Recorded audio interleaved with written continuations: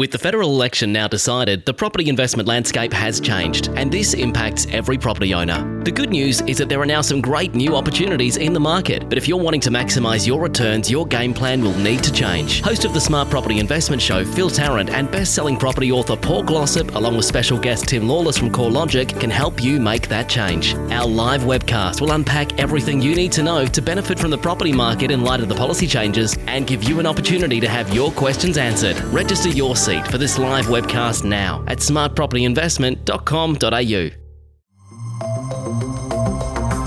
Welcome to the Smart Property Investment Show with your host, Phil Tarrant. Good day, everyone. How are you going? Thanks for joining us on the Smart Property Investment Show. Lots happening in property at the moment. I was picking through the paper this morning and it was telling me how good the auction results were, but no one was really making any sense of it. They're going, oh, it's just another market cycle and all market cycles are different. So yeah, that's true. And every different place you invest in Australia has different market cycles, and this market cycle we're in right now is an interesting one. Plenty happy. Everyone's sort of pegging it against these auction rate changes and the fact that being a litmus test for activity in the market. Again, read what I read. I was in the Fin Review this morning. Pretty interesting stuff, but that's not what I'm here to talk to you today about. As you know, Smart Property Investment Show for many, many years have been sharing investor stories, and that's what we like to do here, and that's really the thrust of the Smart Property Investment Show, and also the website smartpropertyinvestment.com.au, where we share our own portfolio. So I enjoy these stories. You enjoy these stories. We keep getting feedback on this, editor at smartpropertyinvestment.com.au saying get more investors into the studio. So that's exactly what I've done today. I have Steve Kuper here. He is a property investor. He's a young guy. He's one of my colleagues here at Momentum Media, which is the parent business of Smart Property Investment. I know him pretty well. Steve, how you going, mate? Thanks for coming on the show. Good, thanks, Phil. Thanks for having me. Do you look at auction clearance results every single Saturday, Sunday, wait for it, trying to work out a decision what you're going to do? No, I haven't been brave enough to dive into the auction market yet. Okay. Yeah. No, I've been very strategic in the way I've accumulated my relatively small portfolio. Okay. And I've approached it in a different way to a lot of the way some of my friends in particular have gone about purchasing property. They've focused on high value assets with a lower yield in the CBDs or in the major metro or the major regional hubs like Wollongong or Newcastle and things like that. Yep. I've focused or tend to focus on the outer regional areas where the initial outlay is not as expensive, but your rental return is more than enough to pay your mortgage. So I'm really lucky. My mortgage is relatively small across my portfolio and it covers it very nicely. Cool. So we're going to talk about all that stuff today, which is, it's a good story. And I don't know about your portfolio. I know you do invest in property, but I don't know where and how and with who. So you're talking about your investment strategy right now and how you do it and what your peer group do. Do you speak property with your mates, your colleagues, how they're going about things? Yeah, a lot of my mates, I come from a very old school family, and a lot of my friends are very similar in the way they were raised, and we were all kind of brought up under the idea that buy land, God's not making any more of it.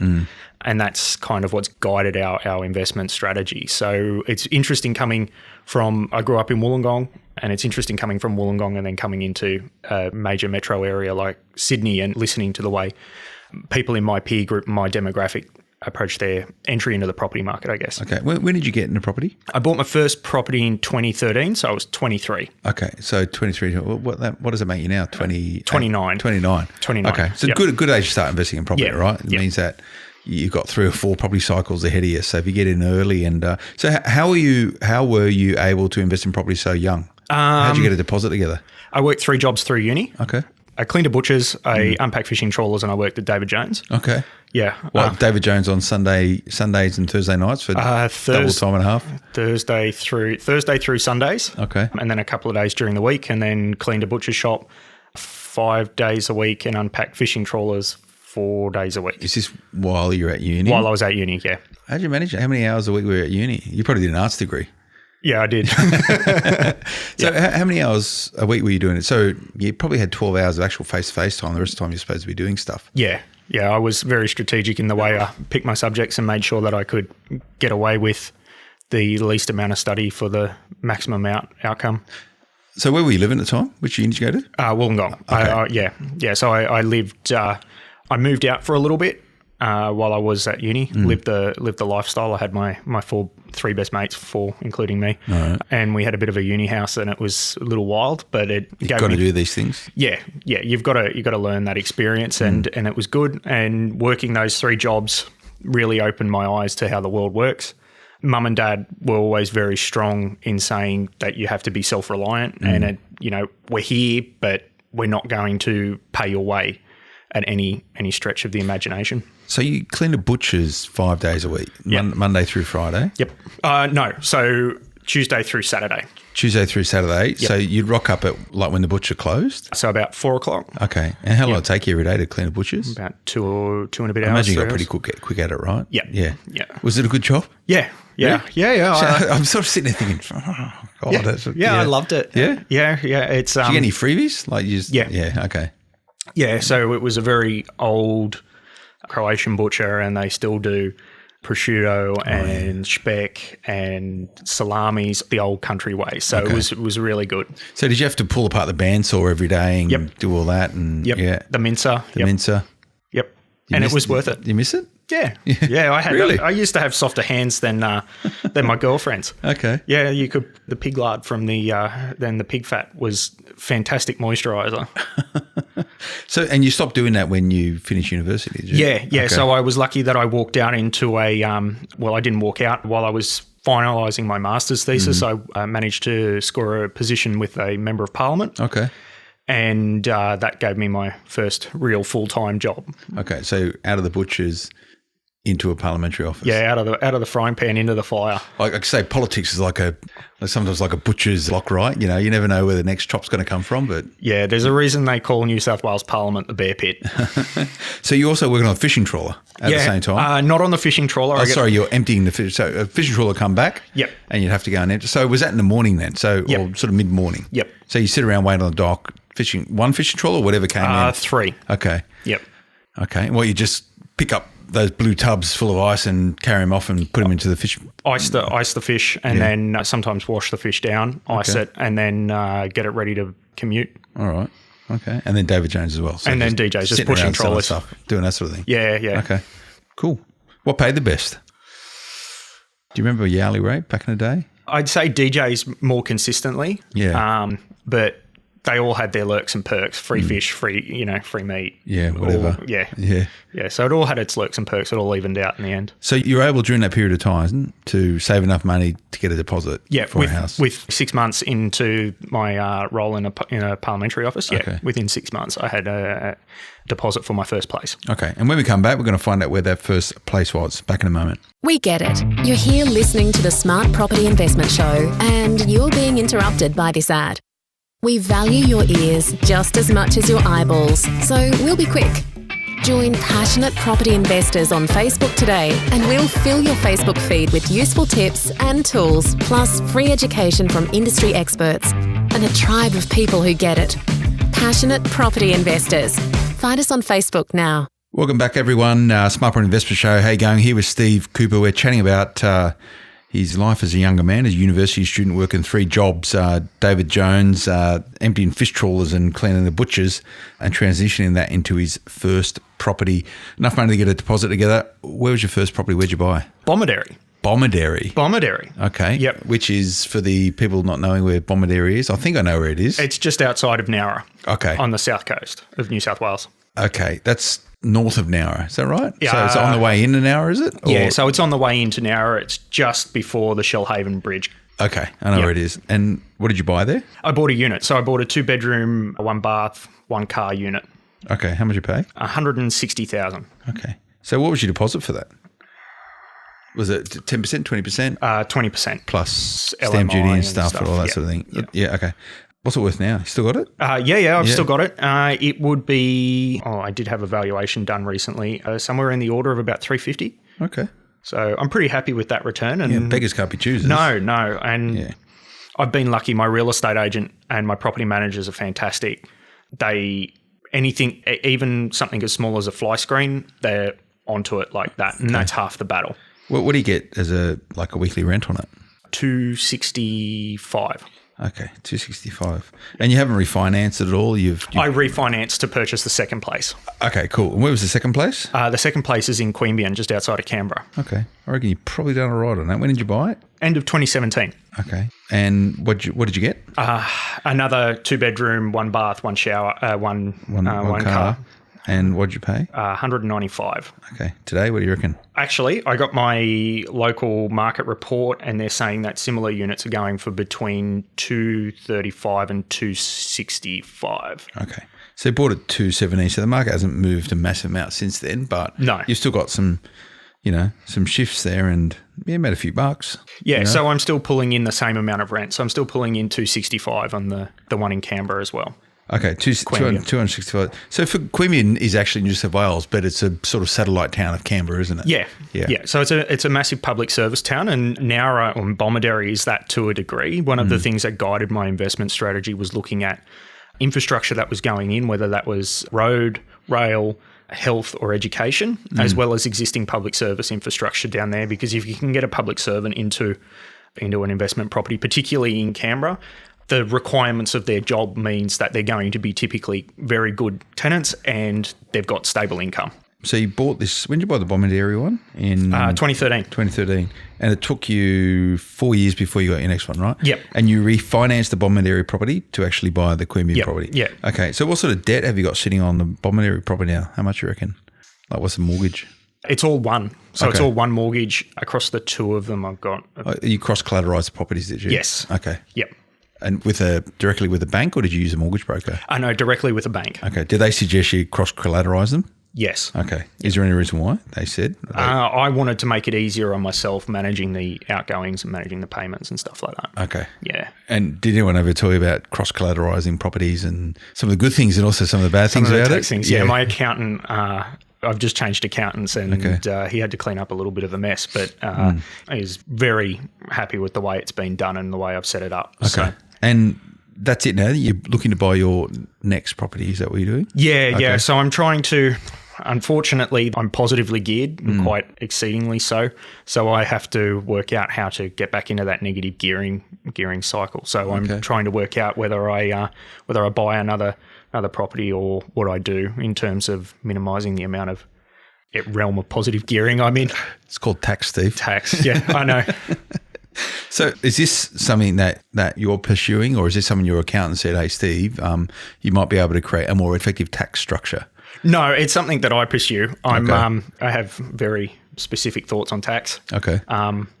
Every Australian should be paying tax. I think it's a great, wonderful thing to keep this nation moving forward.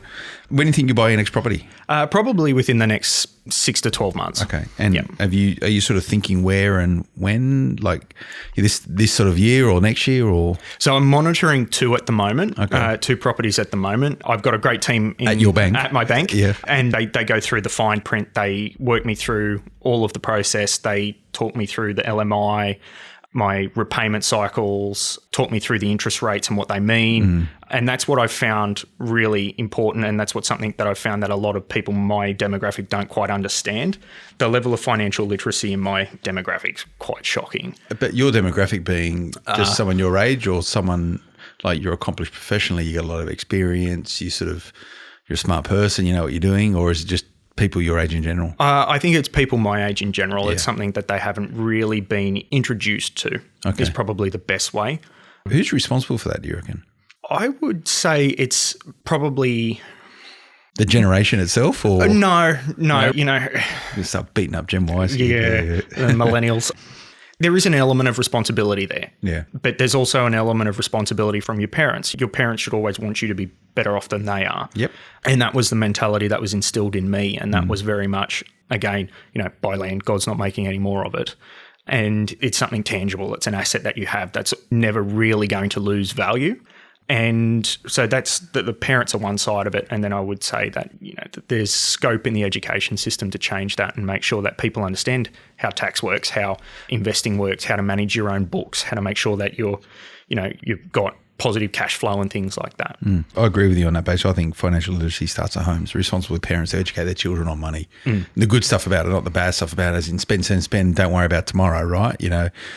parents need to instill financial responsibility in their children, but I also think our education system can complement that or supplement that with more formal training. So, so what's happening, do you think? Do you reckon it's just been so good for so long that people of your generation, 10 a bit years younger than me, it's a big gap, but, why don't people take more responsibility for their finances, do you reckon? Afterpay and all this sort of stuff. It's just so accessible now. I get on different tack. Well, my bank's very clear when I go in and I say, look, I'm looking at buying another property, or I need to redraw because I've got to do some renovations or some upgrades or whatever. They look at all my liabilities. That includes my HECS. Yeah. And one of the things that I get asked is, what's my credit card debt like? I don't have a credit card. So you don't carry a credit card, so you don't have No. Okay. No. That's sensible. I very rarely use Afterpay. Okay. And I try to use my own cash as much as possible. So I think, to your question, it's more that millennials have never known recession. So we've had it so good for so long. There's never been an impetus to develop some form of financial responsibility because money's cheap. It's easily accessible. And with interest rates, it's never been a better time to, invest. And it's fair enough. And this is a good chance for this generation who's just coming into or currently in their early years of work and, preparing to buy their first home to actually show to a bank that you are responsible with money. It's okay to take on debt if you're not taking on too much debt and you're able to manage that debt and pay off that debt or be responsible about the management of that debt. Definitely. It's a great opportunity to show a bank you are credit worthy, right? I think the issue is a lot of people these days, the younger generations aren't very responsible with debt. And what happens though is that there comes a point in time when they have this light bulb moment saying, I need to start being responsible. But the damage done up until that point can really hold them back sort of many, many, many, many years if you've got bad debts hanging around all over the joint. So that's a good message for the younger folk out there. Yeah, I definitely agree with that. I would say, as somebody who does from time to time suffer from it, there's a culture of delayed gratification. It's that, there's an expensive pair of shoes, or I've seen my friends go on month-long European holidays. I want to do that. And I know I have friends who have debt solely to go on holidays, and I just sit there and scratch my head saying, what do you... As long as you paid off really quickly, but having credit card debt 21% don't make much sense. No, not when your mortgage is somewhere in the realm of 3 to 4%, depending on who you're with. It doesn't make any sense. Absolute madness. So just quickly, I want to pick you up on, you mentioned about HECS, right? So did you, because I had HECS, I think it was a great mechanism for, I think it was introduced by Hawke by memory, wasn't it? Bob Hawke put in HECS or something similar to try and make university more accessible for all Australians. I think it was quite restricted before that. I think Whitlam might have done it. Yeah. But I think it's a great initiative. I use HECS right through university through 2 different degrees. Did you use HECS right through for your undergraduate and postgraduate degree? Yep. And you don't need to tell me how much it is, but do you still have a HECS debt? I do. Is it a big number, or is it? No, so it's not massive. No. Okay. It's not a massive debt, but it's still something that's taken into calculations. Okay. Yeah. And then what's your plan to pay it off? Are you looking to get rid of that really quickly, or are you happy it's just sitting there and money getting taken out of your salary every month to pay it down? Yeah. Look, I don't feel it. I see a lot of people complaining about, HECS debt's so high and my repayments are so high. You don't notice it. Yeah. Unless you've got a massive, massive debt and you're a basket weaver. Yeah. Which in that case, you're not going to be making any repayments anyway. So I don't see, it's not, as you said, there's bad debt and there's good debt, and debt that's going to help you improve your life and improve your earning potential isn't bad debt. And I think that's important to recognise. Yeah, I completely agree with you. But I know some people are carrying HECS debts of like $80,000, right? What's a degree cost now? About 40 grand, 50 grand? Give or take, depending on what it is. It's a lot of money. And then you do a postgraduate degree, master's degree, you're probably in for another 30 or 40. It's big money, big money. When do you think you'll have your HECS debt paid down by? I'm hoping next year. Okay. But this isn't influencing your property buying? No. Because it's, okay, so it's factored in the mechanisms of the banks. Is the bank happy to lend you more money? Yes. Okay. Yep. And when we come from this break, we're going to work out and try to understand where Steve is going to be buying and why he's going to be buying there. Back in a moment. Welcome back, everyone, to Smart Property Investment Show. I hope you're enjoying our chat. I really enjoy getting our younger folk in the studio, Gen Y investors, millennial investors, lots of different names. But the thing is now is that, and I was thinking about this the other day, if you're born in, I think after 1978, you're deemed to be a millennial. So I think it's Generation X up to 78 when you're born. And then if you're born from 78 to like 90, I think you're a millennial. So your oldest millennials now are about 38 years old, 39 years old. Have I got that right? I think I might do. I'm not sure. They keep changing the definitions. Even if it's born in if you're born in 1980, I mean, still you're nearing 40. Is that right? Yeah, you're nearing. Yeah, 40. I've got cousins in that demographic, so that would make sense. Yeah. So this, I think this is facade of the Gen Y millennial investors. Well, some of them are nearly 40 years old. Yeah, some of them would have a lot of them. kids. A lot of them are 30, right, with kids. So I think this whole idea of irresponsibility about money management because they're young is largely gone. I think we should be talking about next generation anyway. But if you want to come and have a chat with us, if you're one of these Gen Ys, as in less than 40, we'd like to get you on the show. Contact the team, editor at smartpropertyinvestment.com.au. Contact the team, we'll work it out. We'd like to explore all these different scenarios. And you've even got, what's the generation after Generation Y? Zs? Gen Z. Okay. Yeah. So they're coming into starting to invest in properties. There's probably already some Gen Z investors. I read a study recently out of the US that was saying that Gen Z are actually, in terms of fiscal responsibility and economic management, they're the most conservative generation since the Second World War. So that kind of gives you an idea of where their attitude is towards economic management and financial management. They've also grown up in a generation and in the era of technology and YouTube entrepreneurs and eBay entrepreneurs. And, you see kids. I read a story the other day about a 17-year-old who had a multi-million-dollar eBay business. And I kind of sit there and scratch my head and go, geez, what am I doing with my life? But it's funny. Lots are changing. And if you've been tuning in the show for a bit, I've probably told this story before, but I spent some time out in the States, probably a year and a half ago now, maybe a little bit longer, with like evangelists from Salesforce, right? At an event we're doing out there in San Francisco. And I was expecting them to come on and chat to everyone saying, robots are going to take over the world. Machine learning is going to take over humans. Everyone's going to be out of a job. And interestingly, the way they saw the world was that technology is just going to augment the power of the human. And to echo your sentiments in that report you wrote, they said that in the future, even though even Gen Ys and Zs are brought up with the internet and technology, them, as much as everyone else, wants to speak to someone when they're taking on financial advice or making big money decisions. So technology only goes so far. The power moving forward is going to be the ability of a financial advisor or advisor, whatever, to actually shape people's buying decisions. So the fact that you're saying that the next generation, Gen Z, are very conservative, I think that bodes well for people that work in property, at least, mortgage brokers, financial planners, accountants, all and sundry. But, for you and you making decisions around your property purchasing, who do you listen to? Do you have trusted advisors there, or do you have an uncle at a barbecue that tells you what to buy, or the taxi driver that takes you to the airport? Who do you listen to? I'll give a plug to my dad. Okay. I definitely give a plug to my dad. And then a lot of it is just good old-fashioned grunt work, reading through real estate turnover, SPI, looking at the up-and-coming areas, and then making assessments on what I think is making a value judgment on what I think is going to give me the best return. And for you moving forward then, so you said that you want to buy sort of within the next 12 months. Which areas are you looking at? So I've got 2 on my radar in Queanbeyan. Okay. 2 specific properties? 2 specific properties, yes. Okay. Yeah. Well, you just wait until they come up for sale? Or? No. They're already, they're on the market. They've recently come on the market. So part of my deal with my dad is that he goes down and he inspects the properties for me. Okay. And then gives me the thumbs up for me to go down. That cost me a case of beer, but that's a worthy investment. It's a property economy. That's a case of beer is standard payment for favours. Yeah. So I've got 2 that I'm looking at. One requires a little bit more work than the other, but that's all obviously within the purview of property investing, and it gives me a little bit more of a tax break. Okay. So I've got 2 that I'm looking at. Houses or units? 2 more units. Okay. I find that units are for me personally, I find that units are a little bit easier. They're easier access into the market sometimes. So accessibility in terms of price point. And so, but one of your guiding philosophies with property is that you can't make more land. So at a point in time, do you think you should be buying a house and getting into land? Yeah. I've always wanted a home. Okay. I'd prefer something by the ocean, but you can't have. We all do. Yeah.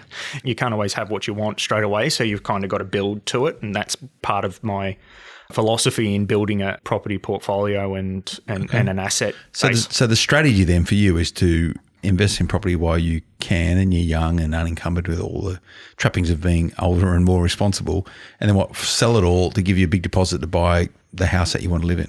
No, not necessarily. No? I would keep or as much of what I acquired as possible, because it's a good tax write-off. It's just a passive stream of income, and it gives me something interesting to do and something to talk about. So you're talking about choice then, really. Like you work it out when you need to get there. Because you've still got a long time and a long way to go in terms of building out these assets. But so you haven't ever wavered in your hunger for sort of building out your property portfolio? No.